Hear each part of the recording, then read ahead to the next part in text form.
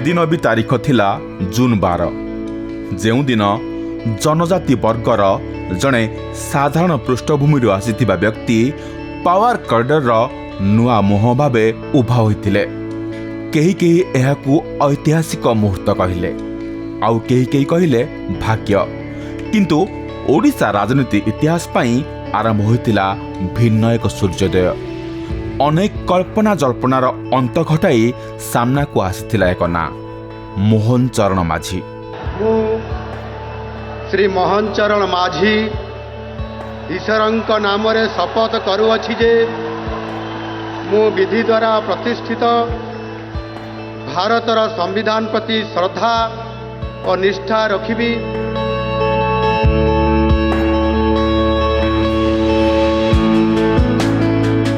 जून 12, 2024 खनि समृद्ध केन्दुझर जिलार एक सांताली परिवार जन्मित मोहन चरण माझी ओडिशार 15तम मुख्यमंत्री भावरे शपथ नैथिले। राष्ट्रीय स्वयंसेवक संघ सह दीर्घ दिन धरी जड़ित मोहन का सरलता ही तांको पई आशीर्वाद साजिथिला। तृणमूल स्तर उपरकू उठिथिबा जणे व्यक्ति को मुख्यमंत्री दायित्व देवा समस्तंकु विस्मित करथिला।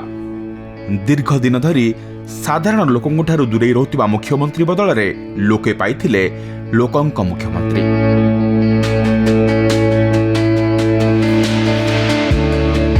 बीजेपी प्रमुख निर्वाचन प्रसंग ओडिया अस्मिता आधार रे निष्पत्ति ठारू आरंभ करी शासनर परिभाषा बदलाइबारे सफल होई पारिछंती मोहन।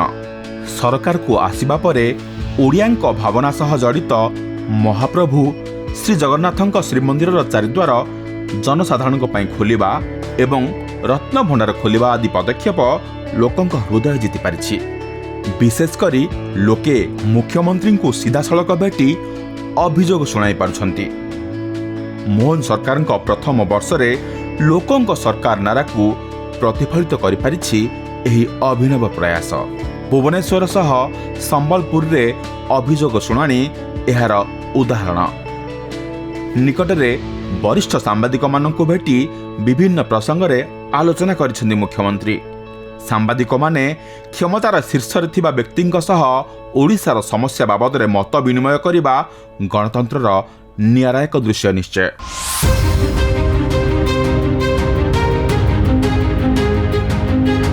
नवीन पट्टनायक थिबा जाए बीजेडी सरकार शासन रे जेदिने अंत घटिबो एकथा राजनीति समीक्षक माने परिकल्पना मध्य कर पारुनथिले। दीर्घ 24 वर्षर बीजेडी शासन अंत घटाइथिबा ओडिशावासी एबेकार बीजेपी सरकार ठारू बहुत किछि आशा रखिछंती।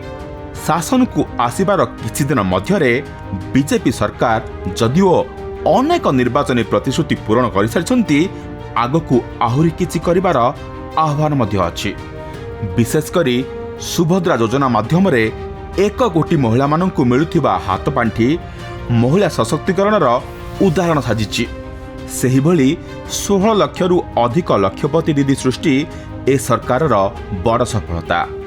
अन्य पक्षरे कृषि समृद्ध ओडिशार चाषी माननक दीर्घ दिनर दाबी पूरण करा जाई एमएसपी उपरे 800 टंकार इनपुट सहायता दिया जाइछि। प्रति उपखंड रे शीतल भंडार पई अनुमोदन मिल सारिछि। सेही भली शिक्षा और स्वास्थ्य क्षेत्र में मध्य आखिदृश्य पदक्षेप मान निया जाइछि। गोपबंधु जन आरोग्य भली योजना माध्यम स्वास्थ्य सेवा क्षेत्र को सुदृढ़ करिबार प्रयास करा जाइछि। गोदावरीश मिश्र आदर्श प्राथमिक विद्यालय योजना रे प्रति पंचायत रे गोटिए लेखाए आदर्श प्राथमिक विद्यालय एवं 27 विद्यालय गुड़िकर नवीकरण निष्पत्ति ए क्षेत्र में मध्य प्रमुख पदक्षेप। अन्य पक्षरे ग्रामांचलर विकास, जनजाति विकास एवं युववर्गंक विकास पई ए सरकार रे निया जायतिबा पदक्षेप नूतन आशा संचार करछि। मोहन चरण माझीक शासनर 1 वर्ष पूर्ण होइछि। ओडिशार विकास प्रक्रिया को त्वरान्वित करिबारे प्रधानमंत्री नरेंद्र मोदींकर समर्थन मध्य रहिछि। एक सरकार एवं नेतृत्व को समीक्षार कसटी पथर रे परखिबा पई 1 वर्ष बहुत कम समय निश्चय।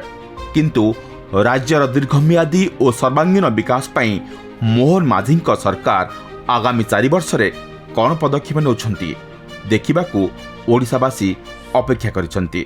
ବ୍ୟୁରୋ ରିପୋର୍ଟ ଖବର ଓଡ଼ିଶା।